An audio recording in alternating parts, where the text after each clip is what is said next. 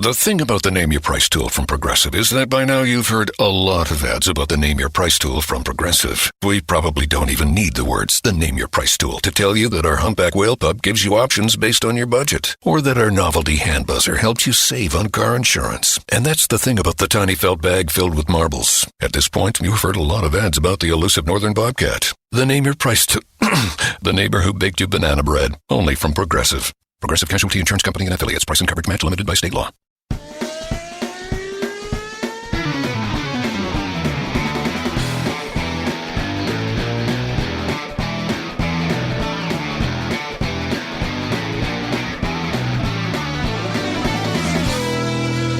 Hey guys! Welcome to this week's episode of the Inside Line Formula One podcast.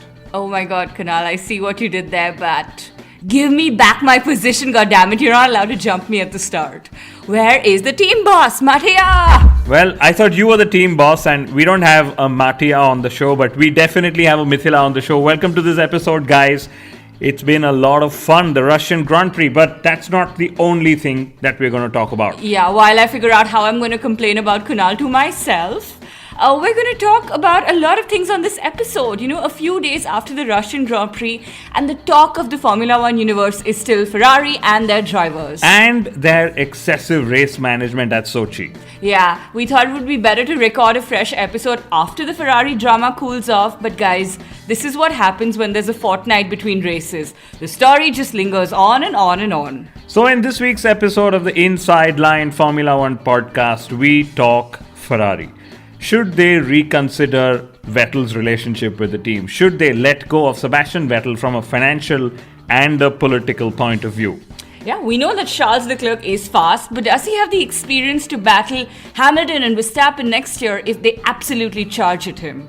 Ferrari are the leaders, Mercedes are the underdogs. Is that how really things are at this stage of the 2019 Formula One season? And dear Formula One, please ban the helmet design change ban. I mean, come on, guys. Yes, just hear that again. The helmet design ban needs to be banned. That's what we keep saying. And please do not take away our joys from qualifying. I am actually now reminded of the song. Now you're just somebody that I used to know. That's soon what's going to become of our qualifying operations in Formula One. Yeah, guys, on that note, or on that tune, actually, please subscribe to us. We're on iTunes, we're on Audioboom, we're on Spotify, we're on all the other audio platforms on the internet. Just search for us and we're there.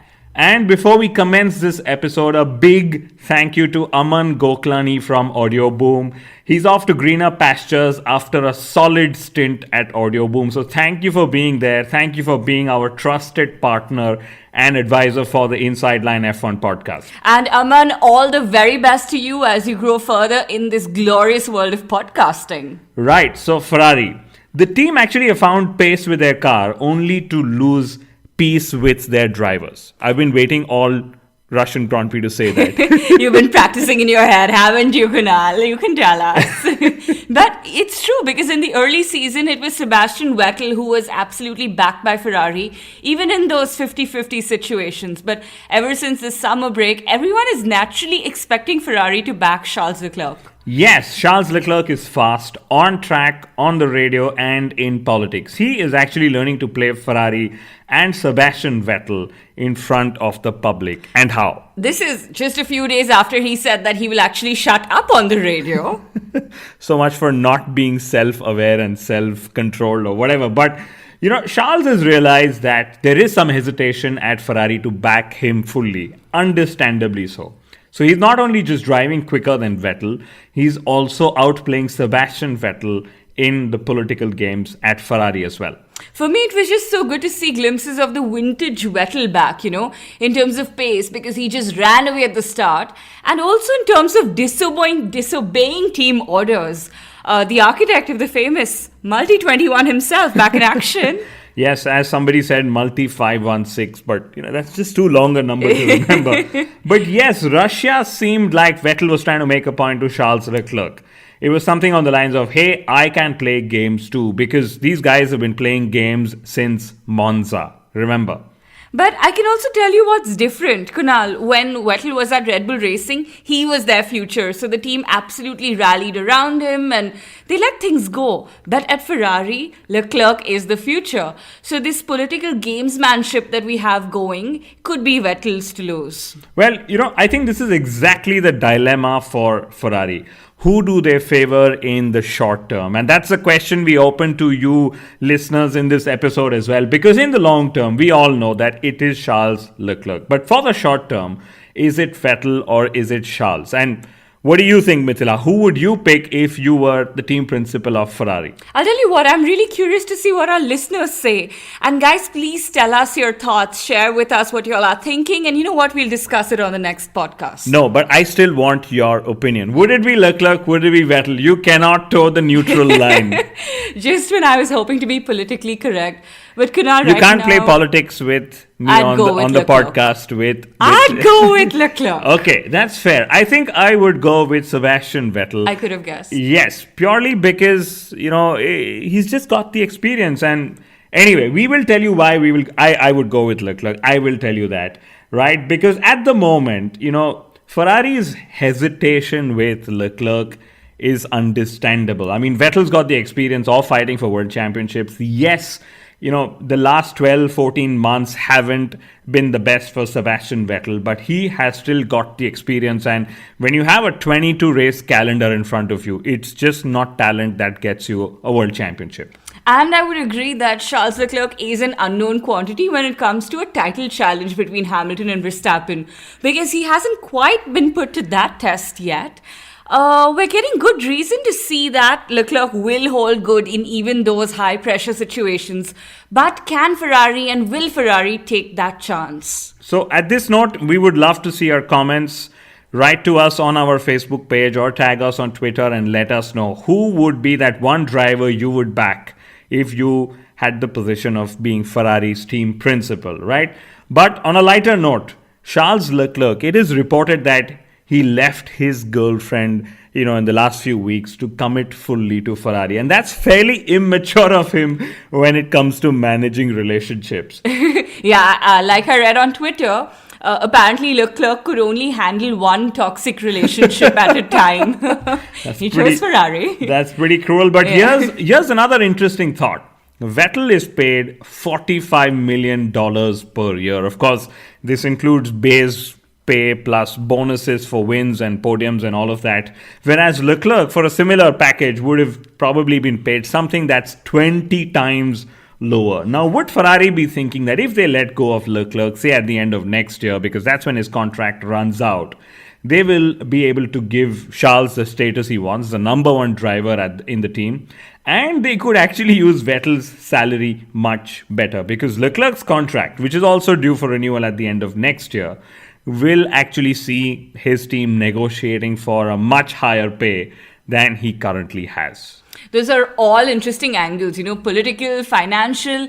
And Kunal, in all of this, I just hope that Sebastian Vettel is treated with respect and dignity. Yes, I hope so as well. I just remembered what Lewis Hamilton said a few days ago, actually, that the Ferrari, which Charles Leclerc is putting on pole, is actually the Ferrari that Vettel has developed for the past several years. Yes, that's true. And, with all those spins and all those mistakes he's made, Ferrari have probably learned better on that car as well.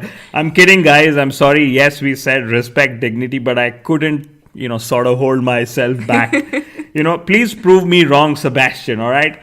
But I would also like to talk about why Sebastian Vettel jumped out of the car, when he retired in the Russian Grand Prix, and why Ferrari didn't get him to drive his car back to the pits, even though the pits were actually very close by.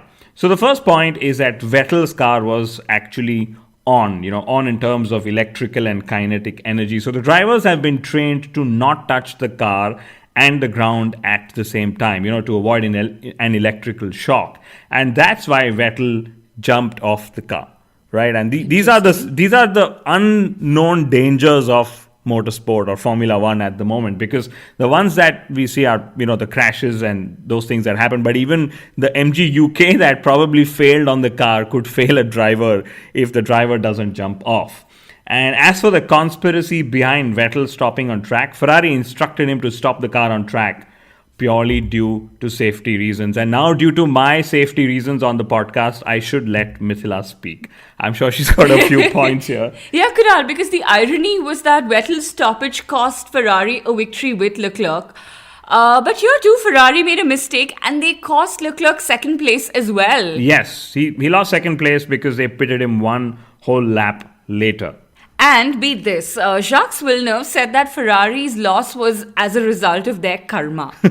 I couldn't believe it because out of all the people in the paddock, I mean, I don't believe that he's the one who believes in karma because he's just down-talked so many drivers. I'm sure he's collected a lot of bad karma then. Ouch. But switching to Lewis Hamilton, he is just such a fighter. He got P2 again, a brilliant third sector in qualifying. And then in the race, he literally kept putting pressure on the Ferraris despite being on the wrong tire. Yeah, Hamilton admitted post-race that Mercedes actually chose the wrong tire strategy. But Kunal, I'm going to say it, Mercedes are the quicker and the luckier team among the two. Absolutely. But can you imagine if Nico Rosberg hadn't retired and if he was Lewis Hamilton's teammate yet, we'd have Mercedes and Ferrari's drivers play politics over the radio every other race. It's like a different level of entertainment for all of us. That would have been really fun. And you know what, Kunal, since we're talking so much about Mercedes, I am tempted to bring forward my What Wolf Said This Week section. Go for it. It's Yeah. so popular amongst all our listeners. Thank you. Keep tuning in, guys. Anyway, Wolf said that Ferrari are the leaders and Mercedes are the underdogs. And this is while Hamilton said that Ferrari are hungrier than Mercedes. Well, honestly, I like the sound of all those statements because I've said this time and again, Formula One needs Ferrari to challenge Mercedes at the front. And, the last few races are actually proof of just how much fun the sport can be when there is competition right ahead at the top of the field. Speaking of competition, and Wolf said that this is the toughest period for Mercedes since the V8 era. Well, yes, Mercedes are a bit behind, but not by too much. And Ferrari are actually doing what I would term as classic motorsport. Claim pole, control the race, and score victory. And I'm glad that despite the sport changing through the years, some of these tactics remain as orthodox as they've ever been. Frankly, I'm really excited with how the 2019 season is ending. And Kunal, I have to admit that my expectations for 2020 are already pretty high. Yes. Fingers crossed, I'm not disappointed. Toto Wolff and Mattia Binotto both said that their teams are fully focusing on their 2020 cars. Yes, and I'm pretty sure that pretty much all other teams on the grid are focusing on the 2020 cars more as 2019 comes to a close because 2020 is an evolution from 2019. So form factor from this season should remain more or less the same next season as well. Also, the upgrades that are brought this season will help teams develop cars for 2020. Remember that, guys. But I wouldn't be surprised if teams like Mercedes are holding back some key innovations for 2020 since they're, almost definitely winning the titles this year. It's more a matter of when than if. So Mercedes apparently spent £340 million to win the title in 2018. Ouch. And that's a mad amount of money to spend on only Formula One. I'm sure that's the GDP of a really small nation somewhere on planet Earth. And I really wonder if, in any sport, if this is the highest expense to world championship winning ratio. Right, and I'm sure the points per million spent are the calculations that are going to come out pretty soon as Mercedes win their 6th consecutive titles. Yeah, and this is interesting. So out of this £340 million, the parent company, Daimler, spent only $40 million. That's actually how successful the Mercedes operation is on track and on the balance sheet, actually. And I'm glad you said that because Mercedes' Formula One team makes money from sponsorships, which is all sponsorships. They get money from the parent company Daimler, which, is the owner of the Mercedes brand and so on. And then, of course, the earnings from the Formula One, from FOM. And not to mention, other ancillary earnings like even merchandise, etc. Because between Ferrari, Red Bull and Mercedes, I think we're looking at $1 billion being spent every season to make 6 cars go round and round around 21 Grand Prix in the year. I just think that's ridiculous. That is ridiculous. Where is the budget cap, Mr. Jean Todt? Okay, guys, final point from Russia.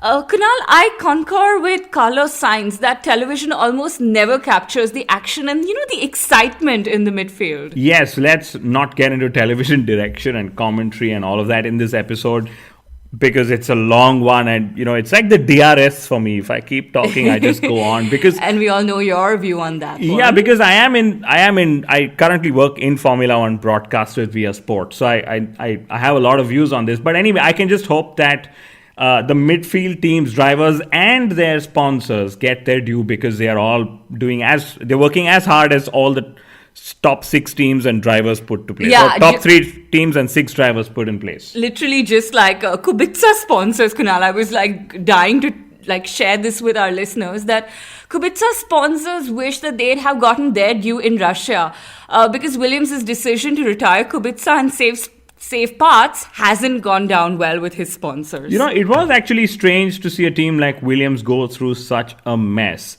And it isn't that the team has, a couple of drivers or a pair of drivers who crash their cars ever so often. So I am a bit surprised, and I'm hoping to hear some official statements from Williams as we build up to Suzuka.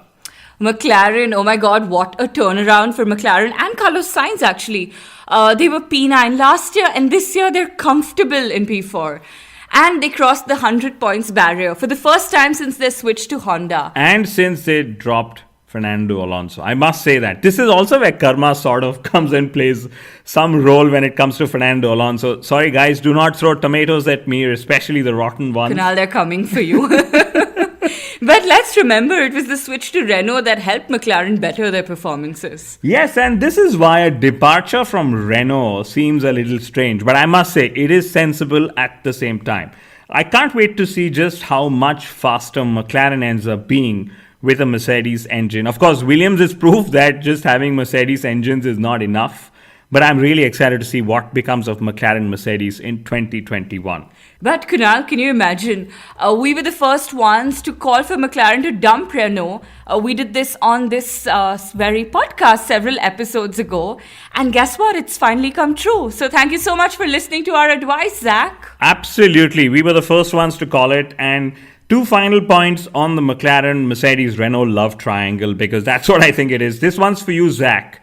We know you said that McLaren wants to fight with Mercedes in the championship with Mercedes engines, but you and I both know that that's never going to happen. If you don't believe me, ask Ron Dennis why. My second point is for you, Cyril. Yes, Renault will now finally be the fastest Renault on track, if that's what helps you brag in front of your shareholders.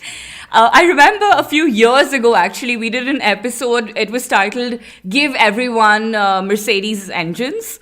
And Kunal, I think now we should say, give everyone Ferrari engines, because it's taken Ferrari, 5 years to catch up and beat Mercedes, but finally they've done it. Yes, and I can't believe that Zach Brown said that there was actually a direct road car brand conflict for McLaren to consider Ferrari engines. That's all BS. Because next time, I wish he'd just admit that there's just way too much history between Ferrari and McLaren in Formula One for McLaren to consider Ferrari power. I think we would all, literally everyone would understand why McLaren did not even consider Ferrari power. Okay, great, Kunal. It's time for me to push you towards the closing notes. I know you want to keep talking, but... Yes, I wish we had a 24-hour live radio broadcast of the Inside Yeah, you think Line. about Formula One all the time, don't you? You dream about Formula One. Yes, I can't tell you what my dream was last night, but it was about Nico Hülkenberg, and I got a dream that he announced that he's signing for a NASCAR drive. You literally told them what your dream was about. Anyway. I can call it a nightmare for all of us as well as for Nico Hülkenberg. Anyway, closing notes, Red Bull Racing and Max Verstappen. Last week we said that Red Bull missing would worry Verstappen, and promptly came a quote from Jos Verstappen himself. He's worried that Red Bull Racing's form for 2020 and Verstappen's chances for gunning for the title are very limited. Can you believe that Max Verstappen is going to be locked out because Ferrari have Charles Leclerc and Mercedes have Lewis Hamilton? Yeah. And, in fact, this is the current state of Formula One. In all of this, Helmut Marko has said that he still targets 5 wins for Red Bull Racing in 2019, and he believes that this is very much possible. But I'm going to start one more rumor. Okay, if McLaren get Mercedes power, right, and we know they will, rather, and if they get quick with Mercedes power, do you think Max Verstappen could sign up for McLaren? Ooh. And then there'll be a fight between Carlos Sainz Jr. and Lando Norris to get to be his number 2 driver, if that's ever a slot out there. Who knows? Maybe McLaren is interested, maybe not. But anyway, I'm going to move on and we'll still talk about Red Bull and Max Verstappen. And I really liked Helmut Marko's perspective on the Vettel situation with Ferrari at Russia. He said that Vettel has no future with Ferrari, given how Ferrari sacrificed him in the race. I wonder if that's any hint for Vettel to rejoin Red Bull Racing. Well, Mattia Binotto disagreed that Ferrari purposely undercut Vettel in Russia. But, it's actually easy to believe the opposite because we all saw what happened, right?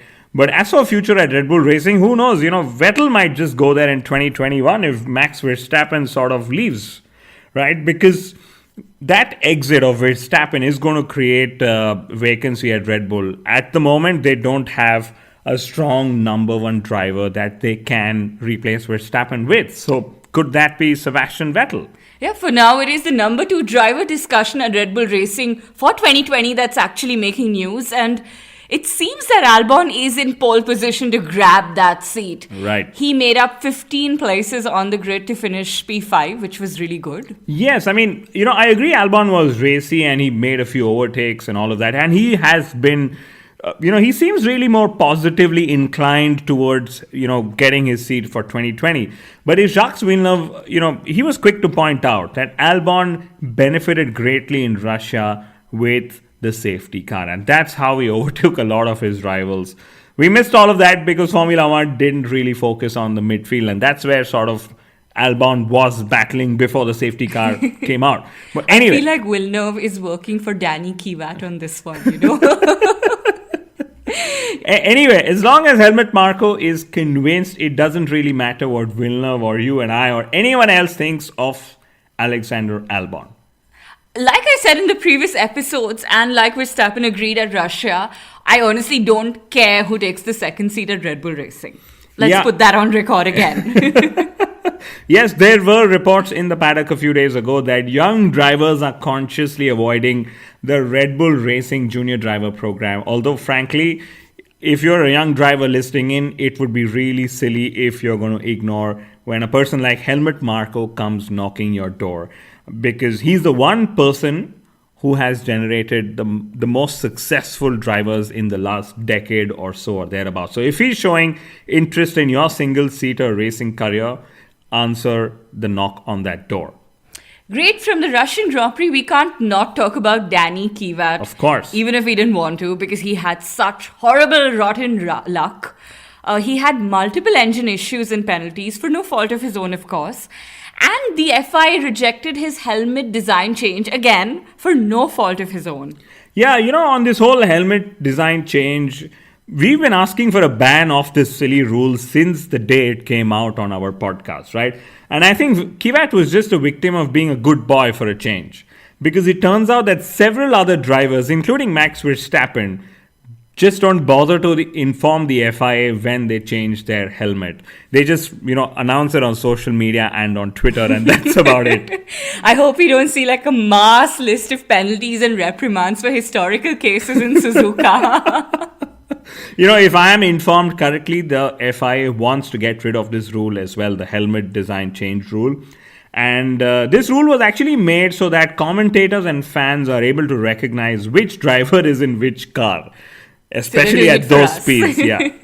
Anyway, final point before we bring this episode to a close. The Formula One management met with drivers in Russia to discuss the qualifying races in 2020.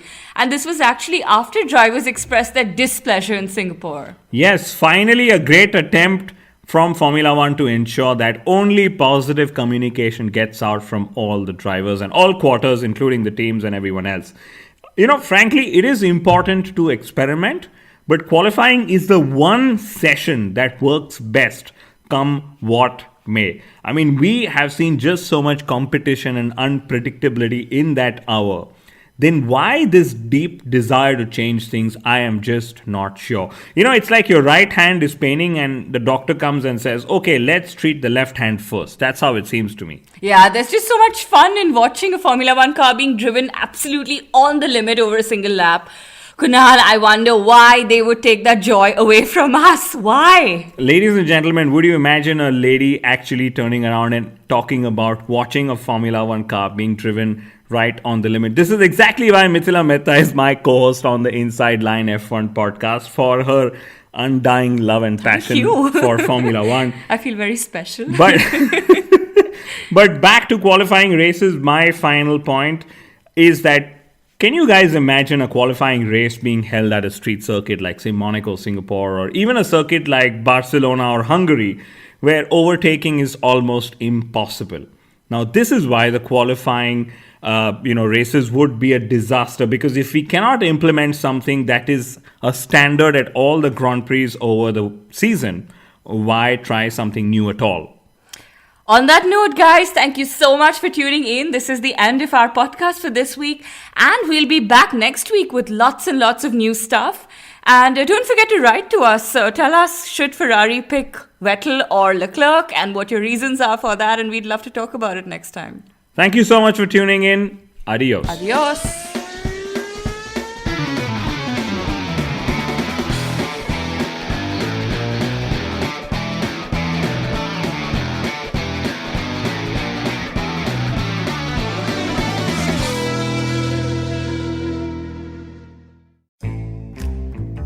What other piece of everyday carry do you own that can deadlift 5,000 pounds?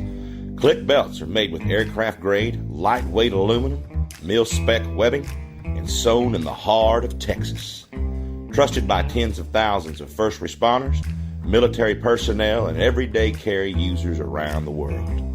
Click belts still are and always will be the world's strongest belt. Own yours at clickbelts.com.